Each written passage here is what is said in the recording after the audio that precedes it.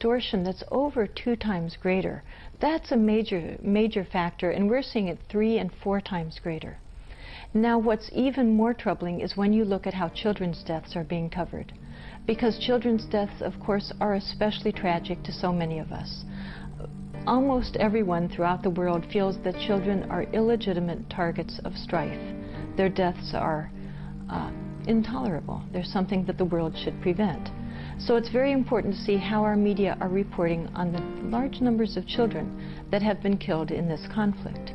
Now again, the first thing that we always should ask, and I hope we'll always remember to do this everywhere, is how many children were killed among both populations.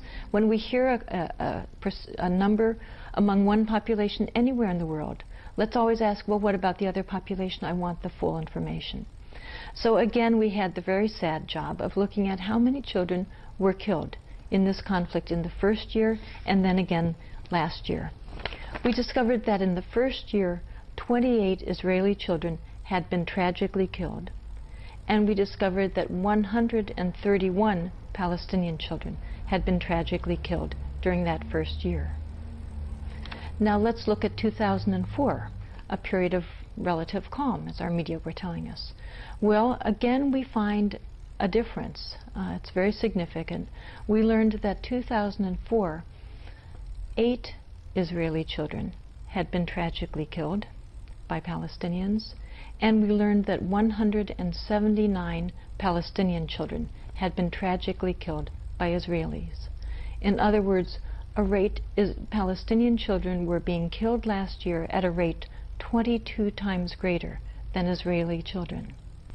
Now here's an example of what the New York Times covered in that first year. We found that the New York Times covered Israeli children's deaths at a rate 6.8 times greater than Palestinian children's deaths.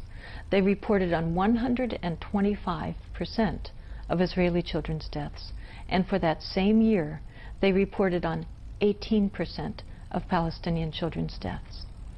Let's look at what they did in 2004. In 2004, we found that the disparity had grown even greater, and the New York Times reported on Israeli children's deaths at a rate over 7 times greater than they had reported on Palestinian children's deaths. Then you look at the TV networks, and they make the New York Times almost look good. The television networks, the disparity in coverage of children's deaths is truly off the charts, which of course is the name of our reports. And as we describe our reports, you'll see how that phrase continues to fit the media coverage, off the charts. So we found that the networks had covered once again Israeli children's deaths at far greater rates. And remember, we're not even measuring how much time was spent on each death, the wording that was used, how much personal information was given. I have no doubt that that would increase this differential even far greater than I'm describing. We're just talking about a death even having been reported or having been mentioned and finding enormous distortion there. We found that in the first year of covering children's deaths, ABC covered Israeli children's deaths at a rate 13.8 times greater than Palestinian children's deaths. We discovered that CBS covered Israeli deaths at a rate 6.4 times greater than Palestinian children's deaths. We discovered that NBC covered Israeli children's deaths at a rate about 12.5 times greater than Palestinian children's deaths. These are all children. Their deaths are all tragic. Why are we hearing about one population's deaths at a rate up to 13 times greater than we're hearing about another population's deaths? As Americans, we need full information, not information about only one population. Then we look at what the networks did in 2004. In 2004, we found that, again, this immense distortion was going on. We discovered that ABC covered Israeli children's deaths at a rate 9 times greater, CBS covered Israeli children's deaths at a rate almost 13 times greater, and NBC covered Israeli children's deaths at a rate approximately 10 times greater. Once again, a huge differential based on ethnicity in the reporting that we're getting from our media. Another way of looking at these deaths is in the following charts. where we show on one side the Israeli column is in blue, and you'll see that the top half of the column is a different shade of blue. Those are the repetitions of deaths that were reported in our media, where that makes the blue column, which is the Israeli death column, look significantly higher than the amount of death that was actually going on the ground. Then you compare that to the red column, the Palestinian column, and you'll notice that the top half, far more than half, I'm afraid, of that column is a vast empty column of Palestinian deaths that were never even reported once, making the Palestinian death column look far smaller than it was in reality. Now, of course, though, that empty column is full of tragedy. Every one of those children or men or women, whoever was killed, is still being mourned by their families, and yet their deaths were invisible to the American population, whose tax money Israel is using. That's why we have to know these facts. Another very revealing way of looking at these deaths is to chart them chronologically. In the following chart, the first line that you'll see is how the New York Times reported the deaths, the Israeli deaths. Now, in the next line, we'll show you the number of Israeli deaths that had actually occurred during that first year.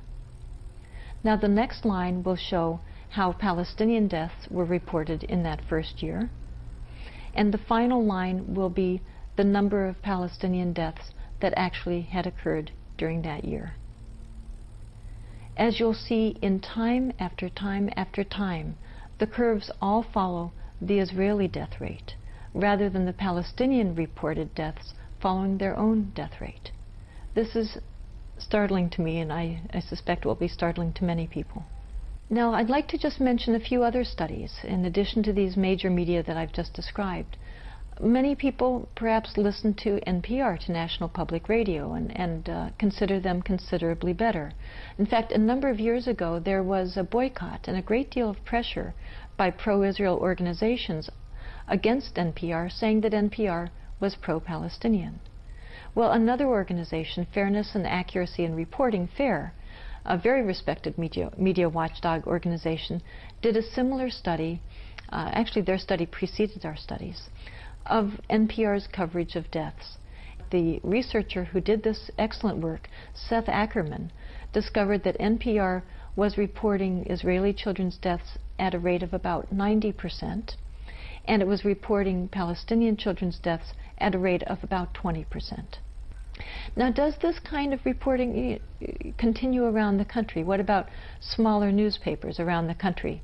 We found that typically the reporting actually gets even worse in other publications, partly because many of the deaths of Palestinians are reported in the very last paragraphs of newspaper reports. And so naturally, when a newspaper is cutting a long news report, they cut out a lot of the Palestinian deaths.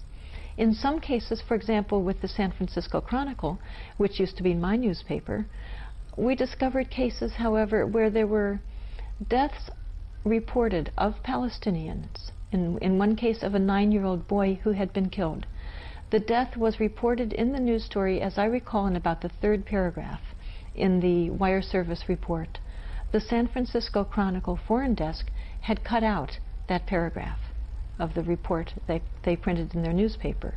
So we've discovered, for example, with a 6-month study we did of the San Francisco Chronicle headline coverage of this conflict, that they were reporting on Israeli children's deaths at a rate 30 times greater than they were reporting on Palestinian children's deaths. Another small newspaper, also in California, that's where I'm from, but I'm finding these are typical. We've done these studies of Connecticut and Oregon as well. But for example, with the San Jose Mercury newspaper, we did a study of their front page coverage, because